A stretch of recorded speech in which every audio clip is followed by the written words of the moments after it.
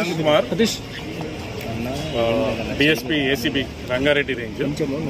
మాకు సాయిరాజ్ గారు అని చెప్పేసి ఒకరు కంప్లైంట్ ఇవ్వడం జరిగింది.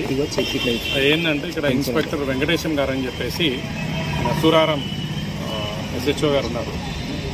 ఆయనని ఒక కేసు అయింది. ఆయనకు ఒక ల్యాండ్ ఉంది. ఆ ల్యాండ్ ఇష్యూలో నైబర్స్ తోటి ప్లస్ ఓనర్స్ తోటి ఒక ఇష్యూలో కేసు రిజిస్టర్ అయింది. కేసు రిజిస్టర్ అవ్వడం వల్ల కేసు రిజిస్టర్ అయింది. నీ పైన రౌడీ షీట్ ఓపెన్ చేయకుండా ఉండడానికి ఒక 2 లక్షలు 3 లక్షల రూపాయలు కావాలని ఇనిషియల్గా డిమాండ్ చేసిండు. తర్వాత రిక్వెస్ట్ చేస్తే ఆ 3 లక్షలని 2 లక్షలకి తగ్గించాడు. సో ఇక విధిలేని పరిస్థితులలో అతను వాళ్ళ భార్య యొక్క బంగారాన్ని కుదబెట్టి ఒకసారి 1 లక్ష ఇంకోసారి 1 లక్ష అట్లా 2 లక్షల రూపాయలు ఆల్రెడీ ఇవ్వడం జరిగింది. తర్వాత అతని ల్యాండ్లో అంటే ఒక అగ్రిమెంట్ చేసుకున్నాడు. ఒక ల్యాండ్, ఆ ల్యాండ్లో డెవలప్మెంట్ వర్క్ చేసుకుంటా అంటే 5 లక్షల రూపాయలు డిమాండ్ చేశాడు.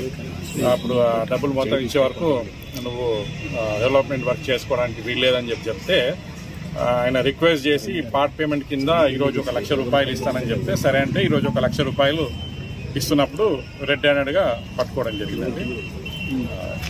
ఈరోజు 1 లాక్ రిసీవ్ చేసుకున్నాడు. ఈవినింగ్ అరౌండ్ ఈవినింగ్ తీసుకున్నాడండి. రెడ్ హ్యాండెడ్గా పట్టుకున్నాడు. గతంలో సాయిరాజ్ కూడా పోలీస్ ఇన్ఫార్మర్ గా పనిచేసిన సందర్భాలు కూడా ఉన్నాయి.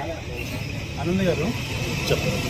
ఇప్పుడు అతను కూడా సాయిరాజ్ అనే వ్యక్తి ల్యాండ్ గ్రాబర్ ఇన్ఫార్మర్. అయితే ఇప్పుడు ఏదైతే కంప్లైంట్ రావడం జరిగిందో ఆ కంప్లైంట్కి అనుగుణంగా మేము దర్యాప్తు చేసామండి. ఆ దర్యాప్తులో భాగంగానే ఈరోజు ఇతన్ని పట్టుకోవడం జరిగింది. ఇప్పుడు ఆ కేసుకి సంబంధించి ఎటువంటి విషయాలు ఉన్నా కూడా దర్యాప్తు అనేది జరుగుతుంది.